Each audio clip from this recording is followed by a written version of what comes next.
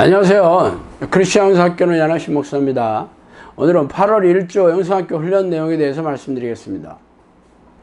종교에 관심이 없는 유럽에서는 일생에 2번 결혼할 때와 죽을 때 교회에 갑니다.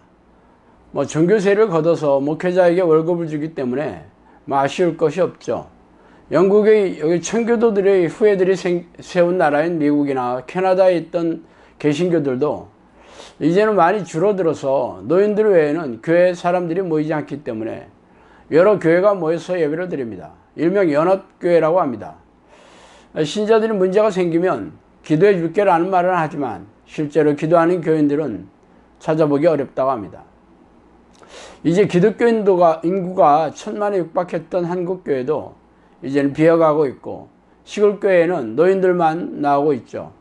기독교는 개독교가 되었고 목사는 먹사가로 불리며 교회는 경멸과 질시의 대상이 되어버렸습니다. 이렇게 된 이유가 무엇일까요? 더 이상 하나님께서 함께 하고 있지 않아서 교회에 하나님의 능력이 사라져버렸기 때문입니다. 사도행전에는 불신자조차도 성도들을 칭송하였고 베드로가 설교를 하면 몇천 명이 모여들었습니다. 이들이 하나님을 몰라서 모여들었을까요? 친교가 필요해서일까요? 아니면 말씀이 듣고 싶어서였을까요? 이들은 하나님으로부터 직접 율법을 받아 지켜온 자들입니다. 이미 하나님을 믿는 자들이었어요. 하나님께 선택을 받았다는 선민의식으로 똘똘 뭉친 강력한 공동체였습니다.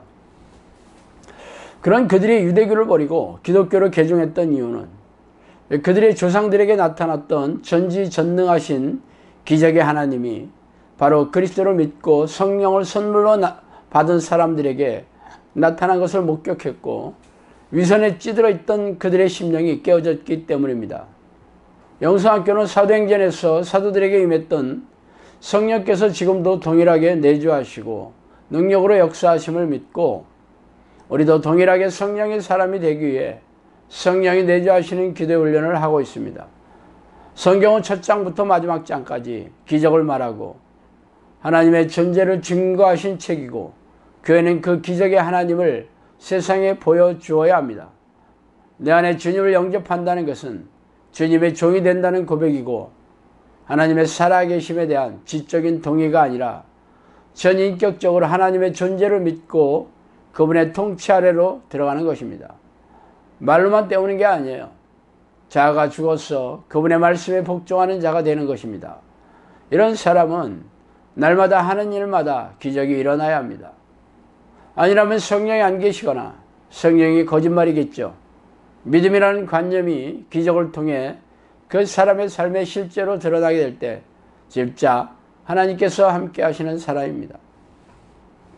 성령이 내주하시는 훈련을 시작한 지 3년 반이 지나고 있지만 여전히 성령을 모시지 못했다면 그 이유는 무엇일까요? 첫 번째로 영적인 잠에 빠진 것이죠. 주님은 신랑을 기다리는 10처녀의 비유를 통해 마지막 세대의 모습을 보여주십니다. 기름을 예비한 지혜로운 5처녀와 기름을 예비하지 못한 5처녀는 모두 신랑을 기다리고 있지만 생각보다 더디움으로 10처녀 모두 졸고 있죠. 하나님을 부르고 있는 우리 영성학교 훈련생들도 주님이 생각보다 더디움으로 졸고 있어요. 마지막 때에는 귀신이 더욱 기승을 부리면서 삼킬 자를 찾으며 영혼을 사냥하고 고통을 주면서 지옥으로 이끌고 있습니다. 귀신을 잡는 사람보다 귀신을 따르는 자가 더 많으며 기도하는 사람은 현저히 줄어들고 기도에 집중하는 사람들이 적어집니다. 이런 말세에 우리가 영성학교로 인도하심을 입어 기도하는 자리에 부르심을 입었지만 아직도 전심으로 기도하지 못하고 있습니다. 아침 기도는 졸면서 하기 일수인데 이를 심각하게 여기지 않아요.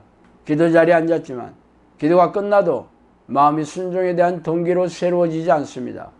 기도하는데도 염려와 부정적인 말과 혈기가 넘치는 행동이 다반사입니다. 매일 듣는 고칭이 새롭지 않고 졸아도 여름이라 너무 더워서 그런가 보다 하고 쑥스러운 마음을 인해 정리하고 맙니다. 매주 새로운 사람들이 오고 있고 잠자리도 부족한데도 위기감이 각성으로 전환되지 않습니다. 옆 사람이 경험한 기적이 내게는 안 일어나는데도 울며 불며 죽게 살기로 하나님과 씨름하지 않습니다. 왜냐하면 실감이 나지 않기 때문입니다. 나도 모르게 훈련생이 아니라 구경꾼으로 전락하고 있는데 변화가 없어요. 영적으로 잠들면 기도의 행위도 정규적인 행위로 전락하게 됩니다. 하나님의 기적이 매일 경험되고 귀신과 빡세게 싸워서 영적 세계가 실감이 나야 합니다. 실감이 나게 되면 기도에 미치게 되죠. 체험할 때까지 기도해야 합니다. 하나님을 두려워하고 경외하는 마음이 자라가고 죄를 인지하는 것도 빨라지고 이기는 힘도 커져야 합니다. 마음의 변화가 확 일어나야 하는데 돌박 같은 마음에 간간히 오는 은혜를 믿음으로 착각하죠. 내 상태를 정직하게 들어보면 남은 것은 마음을 찢는 회개밖에 없습니다. 내 생의 마지막 날이라는 마음으로 오늘 죽어서 주님 앞에 정산해야 할 사람처럼 기도하시기 바랍니다. 지혜자의 마음은 초상집에 있고 어리석은 자의 마음은 잔치하는 데 있습니다. 하나님의 마음은 지금 자고 있는 세대를 깨울 수 있는 각성된 자들을 일으키기 원합니다. 우리가 기도의 불을 일으키는 불씨가 되기 원하십니다. 하나님의 기대에 부응하는 자가 되도록 마음을 새롭게 하십시오. 두 번째, 각성입니다. 나는 죄인이다. 하나님과 나와의 관계 안에서 나는 믿음이 없는 죄인이구나. 나는 지금까지 하나님과 관계없는 자였다는 사실을 빨리 자각하는 것이 우선 과제입니다. 예수님은 나의 죄를 씻어주심으로 나와 관계를 맺어주신 분입니다. 죄인의 회개를 받으시는 분이시에요. 우리는 어떤 특정 상황이나 특정 사람과의 관계에 직면할 때 나오게 되는 나의 죄된 반응을 스스로 옳다 하고 합리화를 하기 때문에 나는 아직도 하나님 앞에 가증한 죄인이 아니라고 생각합니다. 부족하지만 나름대로 하나님께 다가가고 있는 열심 있는 죄인이라고 생각하는 마음 저변에 깔려 있죠. 이런 상태에서는 온전한 회개가 일어나지 않기 때문에 예수님께서 죄를 씻어주실 수가 없습니다. 또 나는 믿음이 없다. 낙심하는 거예요. 예수께서 그들에게 항상 기도하고 낙심하지 말아야 될 것을 비유로 말씀하시면서 누가복음 18장 1절이죠.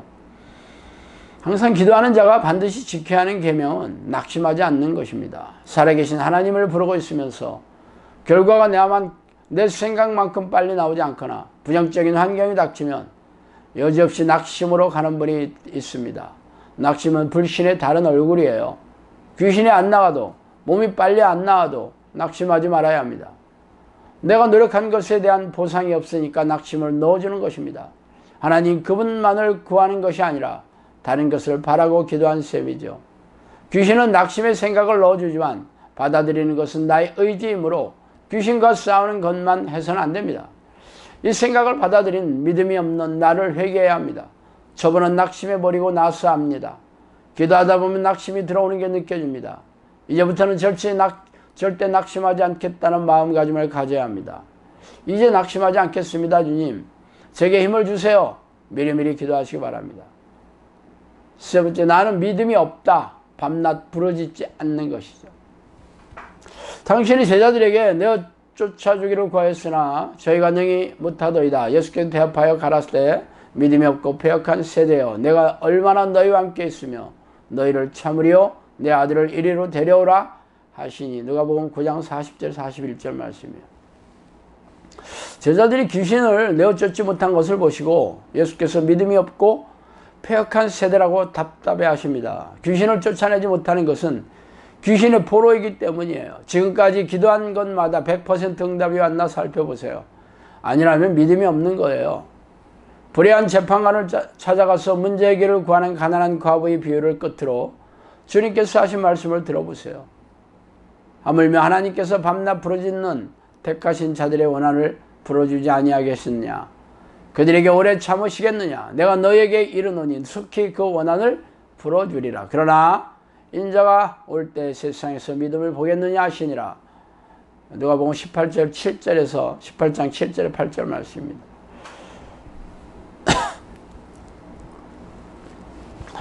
밤낮 부르짖는 사람의 기도, 즉 쉬지 않고 기도하는 사람의 기도를 응답하시겠다고 말씀하십니다. 우리에게 응답이 없다면 그 이유는 쉬지 않고 기도하기 때문입니다.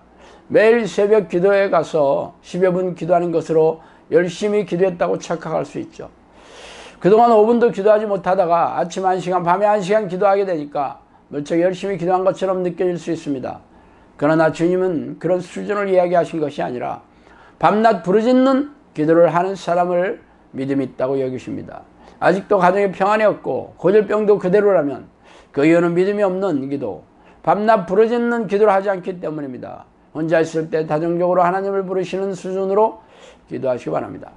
네 번째, 나는 믿음이 없다. 순종하지 않는 거예요. 우리가 하나님을 제대로 부르며 기도하고 있다면 하나님께 합당한 행동과 결과와 삶이 있어야 합니다. 하나님을 열심히 불렀는데 아직도 하나님께서 나에게 손을 대지 않으시고 이들의 상태도 거기서 거기라면, 자녀들의 상태가 거기서 거기라면 뭔가 이상한 것입니다.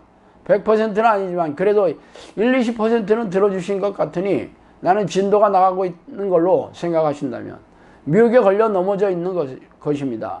나의 삶에 기적이 연속되지 않고 있다면 아직 하나님께 인정받는 믿음이 아니라는 의미이며 삶의 곳곳에 불순종의 태도가 자리하고 있는 것입니다.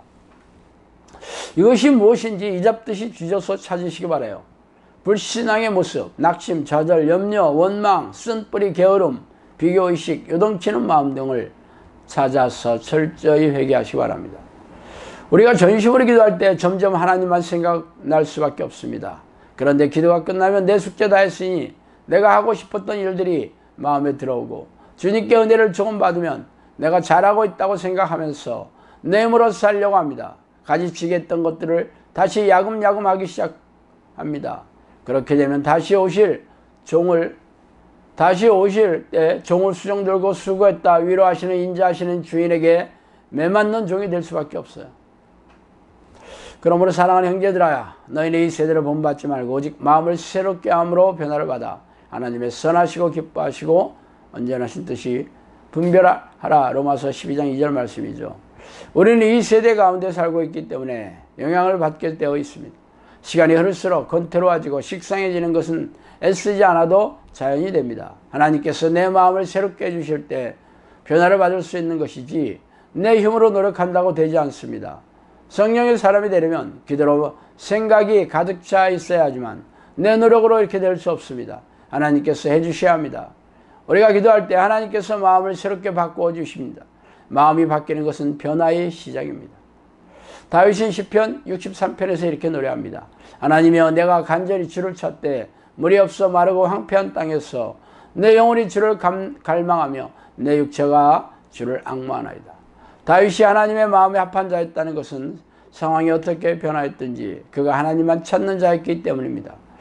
육체도 마음도 고갈된 상태에 있을 때 육체의 필요에 시야가 머물지 않고 하나님께 머물렀기에 굴곡이 깊은 삶의 궤적에서 세상의 은혜가 그에게 있었음을 우리가 압니다.